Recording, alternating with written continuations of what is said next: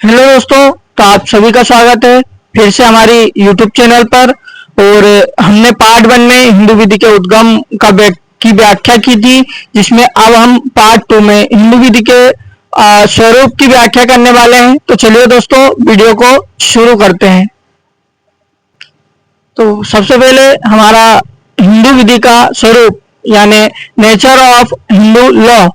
आधुनिक यूरोपीय विधि शास्त्रियों के अनुसार विधि का आदेश है कि जिसे संप्रभु किसी राजनीतिक समाज में उन समाज के सदस्यों या व्यक्तियों पर आरोपित करता है। चूंकि हिंदू संहिताओं में किसी भी सांसारिक राजा के आदेशों को शामिल नहीं किया गया है, इससे यह प्रतीत होता है कि हिंदुओं के पास कोई वस्तु नहीं है जिसे विधि कहा जा सकता है। यह सत्य है कि हमारी संहिताओं में किसी भी सत्ताधारी सम्राट का आदेश नहीं है, लेकिन प्रत्येक व्यक्ति जो भी हमारे समाज की व्यवस्था से परिचित है और उसे यह स्वीकार करना पड़ेगा कि देश के वास्तविक शासक विधि वेत्ता विद्वान ब्राह्मण थे।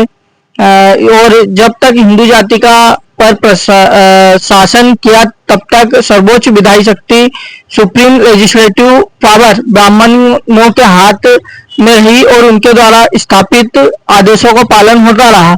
इसके बाद विधि की संरचना किसी संप्रभु में नहीं कि ना ही उनके किसी विधायिका ने विधि का निर्माण किया, और यह भारतीय मनीषियों द्वारा निर्मित की गई थी, जो मूल रूप से समाजशास्त्री थे तथा एक अनुशासित समाज और में व्यक्ति के आचरण को निर्मित करके लोक कल्याण के उद्देश्य की पूर्ति करना चाहते थे। इसमें सबसे पहले जॉन डी मैन के अवधारणा के अनुसार हिंदू विधि को परिभाषा देते हुए कहते हैं कि यह स्मृतियों की विधि है, जैसा कि संस्कृत टीकाओं और निबंधों इसकी व्याख्या की गई है, और जिसे रिवाज द्वारा संशोधित और परिवर्तित किया गया है और जिसका न्याय द्वारा प्रयोग किया गया है। इसके बाद हिंदू विधि स्थानीय विधि नहीं बल्कि व्यक्तिगत विधि है।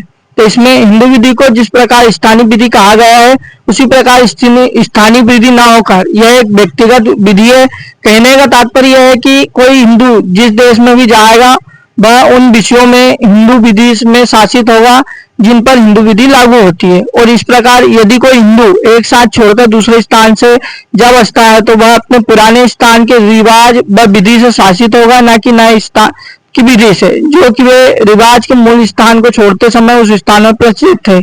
वही विधि व रिवाज नए स्थान में भी उस पर लागू होंगे। यदि कालांतर में मूल स्थान में प्रचलित विधि का रिवाजों में कोई परिवर्तन होता है, तो उससे बाहर गए परिवार पर उसका कोई प्रभाव नहीं होगा।